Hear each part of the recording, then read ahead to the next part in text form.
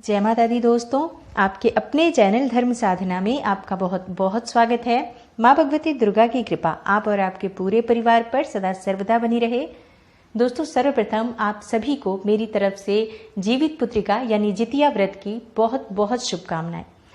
आज आपके प्रश्नों के जवाब हैं इस वीडियो में। जैसे कि बहुत सारे लोगों के कमेंट बॉक्स में प्रश्न आ रहे हैं कि जीवित पुत्रिका व्रत के पारण का शुभ मुहूर्त क्या है, क्या खाकर हमें व्रत खोलना चाहिए, रात में ही अष्टमी तिथि समाप्त हो रही है तो क्या हम रात में पानी पी सकते हैं, और एक और प्रश्न, जिनकी सास नहीं है क्या पारण से पहले भी उनके लिए कुछ ज़रूरी नियम होते हैं। तो ये सभी बातें आज आपसे इस वीडियो में शेयर करने वाली हूँ। आप सभी के प्रश्नों के जवाब आज की वीडियो में मैं देने वाली हूँ, तो वीडियो को पूरा ज़रूर देख लीजिए।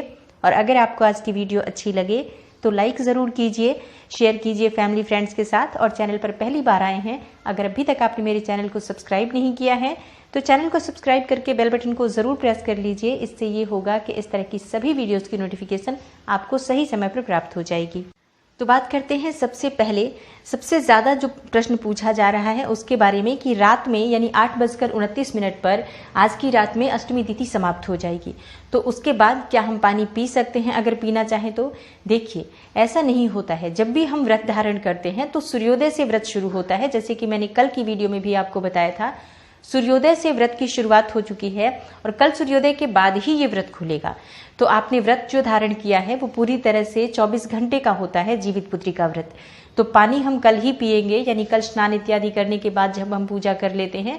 और कुछ नियम जो होते हैं जीवित पुत्रिका व्रत में, जैसे बच्चे को जितिया धारण करवाना, स्वयं जितिया पहनना, पूजा करना इत्यादि जो कार्य होते हैं, इन सबको करने के बाद उसके बाद जल पिया जाता है। और जल पीने से पहले भी कुछ नियम होते हैं, जैसे कि कुछ लोगों के जल पीने से पहले अलग अलग चीज़ों को खाकर फिर तभी आप पारण करते हैं, यानी कि व्रत खोलते हैं।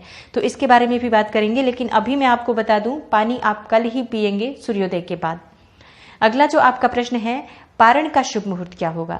देखिए, जीवित पुत्रिका व्रत में पारण जो किया जाता है सूर्योदय के बाद किया जाता है, सूर्योदय के बाद ही पारण किया जाता है। लेकिन सूर्योदय कल का 6:17 के करीब हो रहा है, यानी 6 बजे के बाद होगा। तो आप सूर्योदय के बाद पारण करें, लेकिन 12 बजे से पहले ही पारण कर लीजिए। ध्यान रखें, सुबह जितनी जल्दी हमारा पारण संपन्न हो जाता है उतना ही अच्छा होता है, लेकिन सूर्योदय के बाद ही आपको पारण करना है। और 12 बजे से पहले लेकिन आप पारण कर लीजिए, ये आप जरूर ध्यान रखें। अगला जो आपका प्रश्न है कि क्या खाकर व्रत खोलना चाहिए। यहाँ पर देखिए, सभी के जैसे कि अलग अलग जगहों पर थोड़े से नियम अलग अलग हैं। कई जगह पर जो पारण किया जाता है, नोनी का साग, मरुआ की रोटी या मटर के दाने निगले जाते हैं, साबुत दाने निगल कर फिर व्रत खोला जाता है। कहीं पर चने के दाने जो हैं वो निगल कर और फिर व्रत खोला जाता है, जो कि शाम को ही भिगो दिए जाते हैं मटर या चने के दाने, और फिर उसे निगल कर साबुत ही निगल दिया जाता है पानी पीने से पहले। तो सबके यहाँ के नियम अलग होते हैं।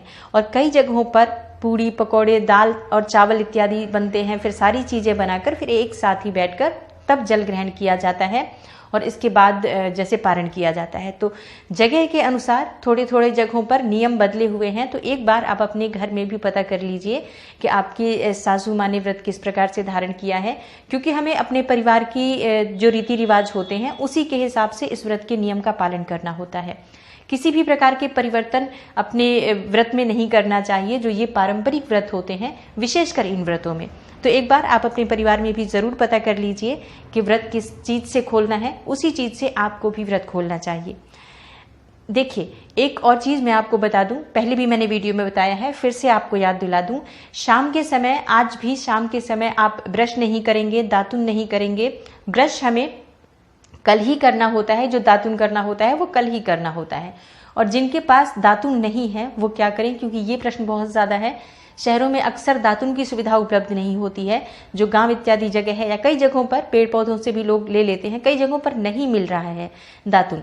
तो ऐसे में क्या करें, ब्रश कैसे करें। देखिए, नया ब्रश लाकर और आप ब्रश कर सकते हैं, नए ब्रश से आप ब्रश कीजिए। और आप टूथपेस्ट का भी ध्यान ज़रूर रखें कि वो टूथपेस्ट नमक वाला नहीं होना चाहिए। तो एक बार आप इस तरह से इन चीज़ों का ध्यान करते हुए ब्रश का प्रयोग कर सकते हैं, लेकिन ब्रश नया होना चाहिए, इस बात का आपको ज़रूर ध्यान रखना चाहिए। अगला जो प्रश्न है, जैसे कि हमने बात की थी कि नहाय खाए के दिन जिनकी सास नहीं है उनको कुछ विशेष नियमों का पालन करना होता है। जैसे सास के लिए कुछ दान की सामग्री निकालनी होती है, सीधा निकालना होता है। तो पारण के समय ऐसा क्या नियम होता है? देखिए, जिनके पास सास नहीं है उन्हें पारण के दिन भी अपने जैसे दान की सामग्री 2 जगह निकालनी होती है, एक अपने लिए और एक अपनी सासू माँ के लिए। और सासू माँ के जो आप निमित्त निकालेंगे जो दान की सामग्री, उसमें भी जितिया होना चाहिए। मतलब जितिया का जो धागा होता है, आप धागा भी रख सकते हैं, जितिया खरीद कर बना बनाया भी मिलता है, आप वो भी रख सकते हैं। जैसे अपने लिए आप अलग से दान की सामग्री निकालेंगे, वैसे ही सासू माँ के लिए भी निकालें और तब आपको पारण करना चाहिए। और हाँ, कई जगहों पर यह भी नियम होता है, जैसे कि हमारे यहाँ होता है कि खाने से पहले जो भी बना हुआ खाना होता है, उस बने हुए खाने में से भी सास के लिए बना हुआ खाना निकाला जाता है। पूरी तरह से एक आदमी के खाने भर का सारी चीज निकाली जाती है और उस खाने की सामग्री को अपनी सास के निमित्त बोला जाता है कि ये आप लेकर इस भोजन को ग्रहण कर लीजिए। उसके बाद फिर स्वयं भोजन किया जाता है।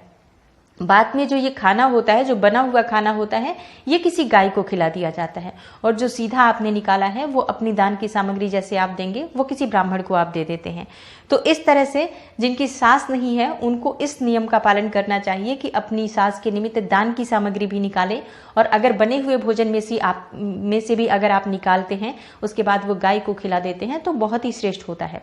एक तो अन्न निकल जाता है, दान के निमित्त भी बना हुआ भोजन जो है वो गाय को भी चला जाता है और पितरों की भी कृपा हमें प्राप्त हो जाती है, हमारी संतति को प्राप्त हो जाती है। तो इस तरह से आपको व्रत में इन नियमों का पालन जरूर करना चाहिए अगर आप व्रत धारण करते हैं तो। दोस्तों, जीवित पुत्री का व्रत संतान के निमित्त होता है, संतान की अच्छी सेहत के लिए, उनकी सफलता के लिए, उनकी लंबी आयु के लिए और आरोग्य के लिए हम ये व्रत धारण करते हैं, निर्जल निराहार। तो एक बात का ध्यान आपको जरूर रखना चाहिए कि आज आपको क्रोध नहीं करना चाहिए। विशेषकर अपनी संतान पर, अपने बच्चों पर आज आपको क्रोध नहीं करना चाहिए। पूरे दिन आप शांत मन से रहें, किसी पर भी क्रोध न करें। इसके अलावा किसी के भी बारे में अपशब्द का प्रयोग न करें, किसी के लिए भी गलत शब्द ना बोलें। इन सभी बातों का ध्यान जीवित पुत्री का व्रत में हमें जरूर रखना चाहिए। वैसे सभी व्रतों में इस बात का ध्यान रखना चाहिए। एक और प्रश्न आ रहा है कि बच्चे बहुत दूर रहते हैं और हम कहीं और जीवित पुत्री का व्रत कर रहे हैं, तो जितिया जो हम पहले धारण करवाते हैं बच्चों को, उसके बाद स्वयं धारण करते हैं, तो ये कैसे करें? देखिए, अगर बच्चे बहुत दूर रहते हैं आपसे और आप जितिया उन्हें धारण नहीं करवा पाते हैं इस तरह से, तो ऐसे में आप जो धागा है जितिया का वो आप उनकी तस्वीर को पहना सकते हैं और उसके बाद जैसे सबसे पहले विष्णु भगवान को पहना दीजिए। जो आपके घर में विष्णु भगवान की मूर्ति है उनके ऊपर धारण करवा के या फिर गणेश जी को धारण करवा के उसके बाद आप अपने बच्चों की फोटो पर धारण करवाएं, उसके बाद आप स्वयं धारण कर लें। तो इस प्रकार से भी आपको संतान के लिए आशीर्वाद भी प्राप्त हो जाता है भगवान से और संतान की आयु लंबी भी होती है। और ये जो नियम होता है कि पहले जितिया हम बच्चों को धारण करवाएं उसके बाद स्वयं पहने, तो ये नियम भी पालन हो जाता है अगर आप इस प्रकार से करते हैं तो सर्वप्रथम आप किसी भी भगवान को, जिसको भी आप अपने घर में पूजा करते हैं, उनको धारण करवा के फिर बच्चे की फोटो पर धारण करवाएं। तो इस तरह से आपको जितिया व्रत में, जीवित पुत्रिका व्रत में इन सभी नियमों के बारे में ध्यान रखना अत्यंत ही आवश्यक होता है। ये बहुत ही महत्वपूर्ण व्रत होता है संतान के लिए। तो संतान की सुरक्षा हमारी हो, हम हर तरह से अपनी संतान की सफलता के लिए कामना करते हुए इस व्रत को धारण करते हैं। तो आशा करती हूँ जीवित पुत्रिका व्रत से जुड़ी हुई ये महत्वपूर्ण जानकारी आपके लिए अवश्य उपयोगी सिद्ध होगी। और अगर आपको आज की वीडियो अच्छी लगी हो तो लाइक जरूर कर दीजिए, शेयर कीजिए फैमिली फ्रेंड्स के साथ। और चैनल पर पहली बार आए हैं, अगर अभी तक आपने मेरे चैनल को सब्सक्राइब नहीं किया है तो चैनल को सब्सक्राइब करके बेल बटन को जरूर प्रेस कर लीजिए। इससे ये होगा कि इस तरह की सभी वीडियोज़ की नोटिफिकेशन आपको सही समय पर प्राप्त हो जाएगी। मैं मिलती हूँ आपसे अगली वीडियो में, तब तक के लिए नमस्कार।